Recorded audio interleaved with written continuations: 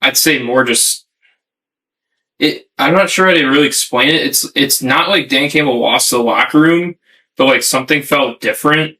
Like there wasn't enough like it just didn't seem like urgency. It just felt like we were too in our like own success that we were kind of just like, well, if we fix on this little thing, then we'll win next week because we're this team that's been good the last 2 seasons and we've been to these points, number 1 seed in like NFC Championship. So like we're just kind of relying on like, well, we should get better, but there was never like a urgency. Like it's like the Eagles are an example. Like the things they did during the trade deadline, getting Jalen Phillips for like what 4th, 3rd round, right? And he's been pretty solid for that defense. I mean, you've seen the Eagles defense winning them games constantly because the Eagles offense has been lackluster, especially with Jalen Hurts not throwing it as well as he's been able to, and Saquon not being even near who he's been. So, I mean, consider that with our offense, getting a Jalen Phillips or somebody that can like really bring the team up. Which he'll be a free agent. Yeah, he's only got the 1 year, but I'm not shocked if they re-sign him. But it's stuff like that. It's like, and signing, you got to sign a winner too this offseason, like somebody that wins. Like get somebody that wins because that's always kind of been like my mindset when you go after players in any sport is get a winner. So. One thing I think that we should talk about as well, because you kind of brought up just a sense of a feeling of a change from Dan Campbell, from the team, like the lack of maybe a sense of urgency, if you will.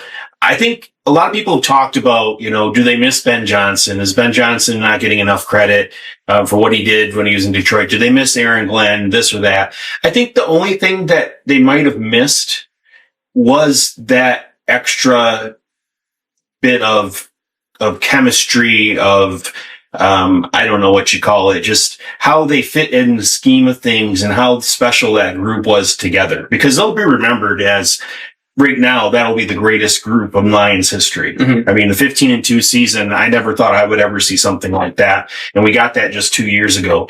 And so I'm happy for Ben Johnson and his success. I hope that Aaron Glenn doesn't get fired. I don't think that he deserves to be fired after 1 season. But if he is, that tells you everything you need to know about the New York Jets and why they are the way that they are.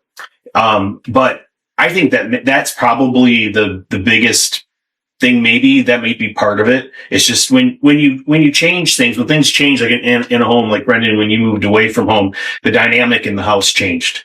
So it was just a little bit different. Honestly, it was a little quieter sometimes. But also it was more lonely, and it was just different. And so kind of comparing that to when you're around the same guys for 5 years, and then 2 guys who were such huge instrumental parts of a lot of these players' development and growth, and coaches' development and growth. I think that's what was missing. I think that's part of what was missing. I don't think it was necessarily them and their X's and O's necessarily. I think it was the presence, and probably Dan Campbell having, I think maybe the one big, do-over that he probably wishes he had, I know that I wish he had, was in hiring his offensive coordinator.